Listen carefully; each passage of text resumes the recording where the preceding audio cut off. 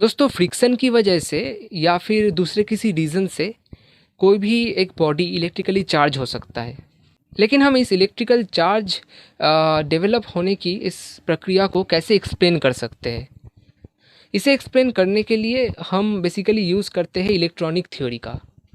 तो electronic theory को समझने से पहले हमें एटम की कॉन्सेप्ट को समझना ज़रूरी है। असल में एटम क्या है? सबसे बेसिक हमारा कॉन्सेप्ट यही है कि किसी भी मैटर को अगर तोड़ते जाए तो उसका जो एकदम आखिरी स्टेज आएगा, जिसके बाद उस एटम को अब तोड़ा नहीं जा सकता, उसी को डेमोक्रिटस ने नाम दिया था एटम। लेकिन बाद में हमें पता चला कि एटम को भी हम फर्दर तोड़ सकते हैं और उसके अंदर भी 3 फंडामेंटल पार्टिकल्स प्रोटॉन, इलेक्ट्रॉन और न्यूट्रॉन होता है। अभी एटम की स्ट्रक्चर को पहले देखते हैं, एकदम बेसिक स्ट्रक्चर को। एटम में एक न्यूक्लियस होता है और न्यूक्लियस के चारों तरफ इलेक्ट्रॉन घूमता है।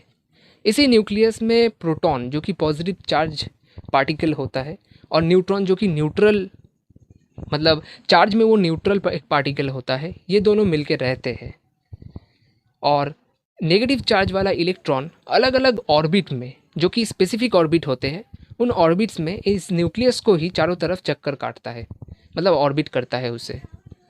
अभी प्रोटॉन की चार्ज और इलेक्ट्रॉन की चार्ज बिल्कुल सेम होता है, लेकिन मैग्नीट्यूड में, और उसकी चार्ज एक दूसरे के ऑपोजिट होता है।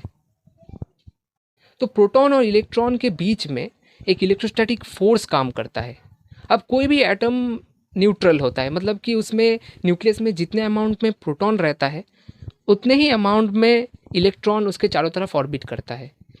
अगर एक एटम में 3 प्रोटॉन रहता है तो उसमें 3 इलेक्ट्रॉन ही रहेंगे। तो इससे पता चलता है कि एक एटम जनरली न्यूट्रल होता है। अब प्रोटॉन और इलेक्ट्रॉन के बीच में हमेशा इलेक्ट्रोस्टैटिक फोर्स काम करता है, लेकिन जो इलेक्ट्रॉन्स इस न्यूक्लियस से थोड़ा बाहर की तरफ होता है, यानी कि प्रोटॉन से ज़्यादा दूरी में रहता है और उसे ऑर्बिट करता है, उनमें प्रोटॉन की अट्रैक्शन फोर्स कम होता है। तो इसके वजह से उन्हें एटम से अलग करना या फिर एटम से बाहर निकालना बहुत ज़्यादा ईजी हो जाता है। तो किसी ऐसे रीज़न से अगर वो इलेक्ट्रॉन उस एटम से बाहर चला जाता है तो उसमें इलेक्ट्रॉन की कमी दिखाई देगी। तो इसके वजह से वो एटम अभी इलेक्ट्रिकली चार्ज हो जाएगा और उसमें पॉजिटिव चार्ज ज़्यादा हो जाएगा। अब वो जो इलेक्ट्रॉन उस एटम से निकला, वो इलेक्ट्रॉन किसी दूसरे एटम के ज़रिए एब्जॉर्ब भी हो सकता है, मतलब दूसरा कोई एटम उस इलेक्ट्रॉन को अपने ऑर्बिट में खींच सकता है।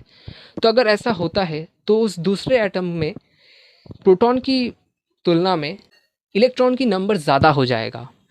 तो इससे क्या होगा, वो इलेक्ट्रिकली चार्ज हो जाएगा और उसकी चार्ज होगा नेगेटिव चार्ज। अभी जब किसी दो बॉडी के बीच में फ्रिक्शन होता है, यानी कि घिसा जाता है एक दूसरे को, तब क्या होता है कि एक बॉडी से कुछ इलेक्ट्रॉन्स निकल जाता है और दूसरा कोई एटम उसको एब्जॉर्ब कर लेता है। अब जिस बॉडी से वो इलेक्ट्रॉन्स निकला होगा उसमें इलेक्ट्रॉन की कमी दिखाई देगी, उसमें प्रोटॉन की मात्रा ज़्यादा होगा, तो उसमें पॉजिटिव चार्ज डेवलप होगा। और जिस एटम ने या फिर जिस बॉडी ने उस इलेक्ट्रॉन को एब्जॉर्ब कर लिया होगा उसमें इलेक्ट्रॉन की मात्रा ज़्यादा होगा, तो उसमें नेगेटिव चार्ज डेवलप होगा। तो ऐसे ही फ्रिक्शन की वजह से या फिर दूसरे किसी रीज़न से इलेक्ट्रॉन की एक दूसरे में आने जाने की वजह से इलेक्ट्रिकल चार्ज डेवलप होता है। तो यही था बेसिकली इलेक्ट्रॉनिक थ्योरी, जो कि इलेक्ट्रिसिटी को एक्सप्लेन करता है।